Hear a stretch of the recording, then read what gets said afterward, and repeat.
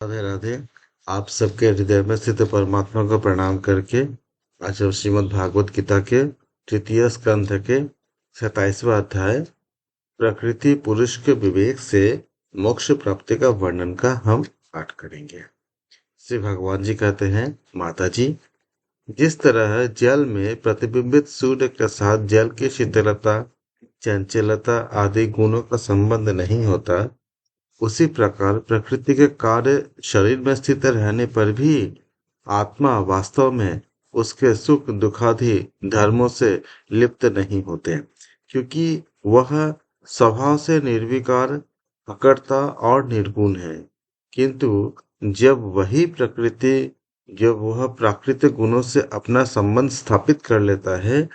तब अहंकार से मोहित होकर मैं करता हूँ ऐसा मानने लगता है। उस अभिमान के कारण वह देह के संसर्ग से किए हुए पुण्य और पाप रूप कर्मों के दोष से अपनी स्वाधीनता और शांति खो बैठता है तथा उत्तम, मध्यम और नीच योनियों में उत्पन्न होकर संसार चक्र में घूमता रहता है। जिस प्रकार स्वप्न में भय, शोक आदि का कोई कारण न होने पर भी स्वप्न के पदार्थों में आस्था हो जाने के कारण दुख उठाना पड़ते हैं, उसी प्रकार भय, शोक, अहं, मम एवं जन्म मरणादि संसार की कोई सत्ता न होने पर भी अविद्यावश विषयों का चिंतन करते रहने से जीव का संसार चक्र कभी निवृत्त नहीं होता। इसलिए बुद्धिमान मनुष्य को उचित है कि असन मार्ग यानी विषय चिंतन में फंसे हुए चित्त को तीव्र भक्ति योग और वैराग्य के द्वारा धीरे धीरे अपने वश में लाए। यमादि योग जो साधन होते हैं, यम इसमें अष्टांग योग होते हैं। यम, नियम, आसन, प्राणायाम, प्रत्याहार, धारणा, ध्यान और समाधि, उसी को बताया गया है। यम आदि योग साधनों के द्वारा श्रद्धा पूर्वक अभ्यास, चित्त को बारंबार एकाग्र करते हुए मुझमें सच्चा भाव रखने, मेरी कथा श्रवण करने और समस्त प्राणियों में समभाव रखने, किसी से बैर न रखने, आसक्ति के त्याग, ब्रह्मचर्य, मौन व्रत और बलिष्ठ अर्थात बलिष्ठ का अर्थ क्या यहाँ पे? बलिष्ठ मतलब भगवान को समर्पित किए हुए, स्वधर्म से जिसे जैसी स्थिति प्राप्त हो गई हो, प्रारब्ध के अनुसार जो कुछ मिल जाता है उसी में संतुष्ट रहना, परिमित भोजन करता है तथा सदा एकांत में रहता है, शांत स्वभाव है, सबका मित्र है, दयालु और धैर्यवान है, प्रकृति और पुरुष के वास्तविक स्वरूप के अनुभव से प्राप्त हुए तत्व ज्ञान के कारण स्त्री पुत्रादि संबंधियों के सहित इस देह में मैं मेरेपन का मिथ्या अभिनिवेश नहीं करता। बुद्धि की जागृत आदि अवस्थाओं में ये उस अवस्था में भी अलग जब भी जागृत इत्यादि अवस्था में भी अलग हो गया हो तथा परमात्मा के सिवा कोई और वस्तु नहीं देखता, वह आत्मदर्शी मुनि नेत्रों से सूर्य को देखने की भांति अपने शुद्ध अंतःकरण द्वारा परमात्मा का साक्षात्कार कर उस अद्वितीय ब्रह्म पद को प्राप्त हो जाता है, जो कि देहादि संपूर्ण उपाधियों से पृथक, अहंकार आदि मिथ्या वस्तुओं में सत्य रूप से भासने वाला जगत कारण भूता प्रकृति का अधिष्ठान, महद आदि कार्य वर्ग का प्रकाशक और कार्य कारण रूप संपूर्ण पदार्थ में व्याप्त होते हैं। जिस प्रकार जल में पड़ा हुआ सूर्य का प्रतिबिंब दीवार पर पड़े हुए अपने आभास के संबंध से देखा जाता है और जल में दिखने वाले प्रतिबिंब से आकाश स्थित सूर्य का ज्ञान होता है, उसी प्रकार वैकारिक आदि भेद से तीन प्रकार का अहंकार देह, इंद्रियों और मन में स्थित अपने प्रतिबिंबों से लक्षित होता है और फिर सत परमात्मा के प्रतिबिंब युक्त उस अहंकार के द्वारा सत्य ज्ञान स्वरूप परमात्मा का दर्शन होता है, जो सुषुप्ति के समय निद्रा से शब्दादि भूत भूत सूक्ष्म शब्दादि भूत सूक्ष्म इंद्रियों और मन बुद्धि आदि के अव्याकृत में लीन हो जाने पर स्वयं जागता है और सर्वथा अहंकार शून्य होता है।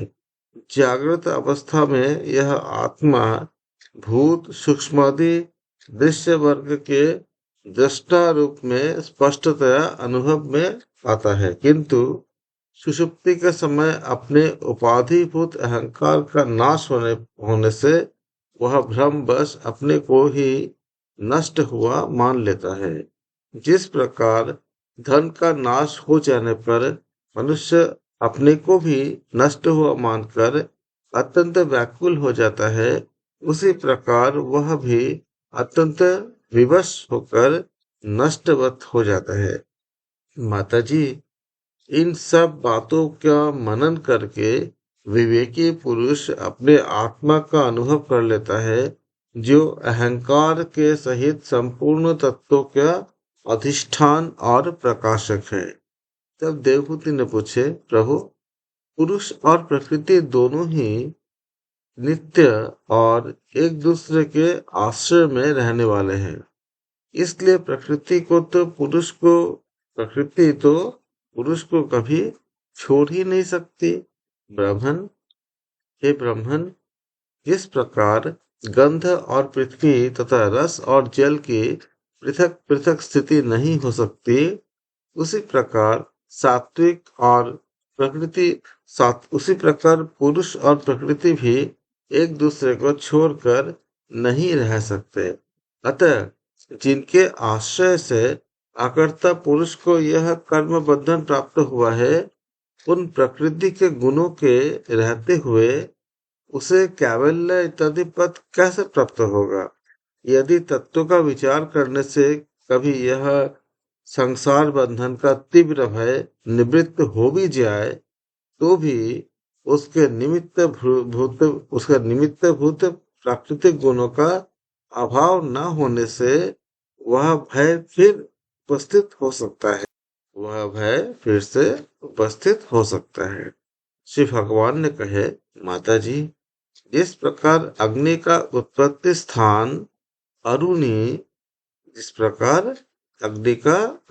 स्थान अरण्य अपने से ही उत्पन्न अग्नि से जलकर भस्म हो जाता है, उसी प्रकार निष्काम भाव से किए हुए स्वधर्म पालन द्वारा अंतःकरण शुद्ध होने से बहुत समय तक भगवत कथा श्रवण द्वारा पुष्ट हुई मेरे तीव्र भक्ति से तत्व साक्षात्कार कराने वाले ज्ञान से प्रबल वैराग्य से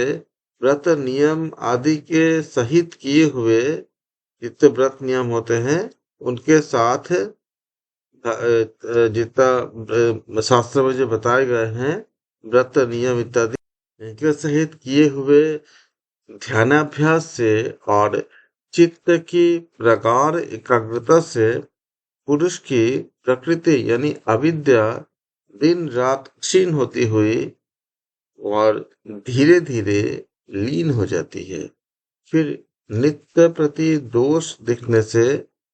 भोग कर त्यागी हुई वह प्रकृति अपने स्वरूप में स्थित होती है। अपने स्वरूप में स्थित और स्वतंत्र यानी बंधन मुक्त हुए उस पुरुष का कुछ भी नहीं बिगाड़ सकता। जैसे सोए हुए पुरुष को स्वप्न में कितने ही अनर्थों का अनुभव करना पड़ता है, किंतु जब वो जग पड़ने पर उसे उस स्वप्न के अनुभव से किसी प्रकार का मोह नहीं होता।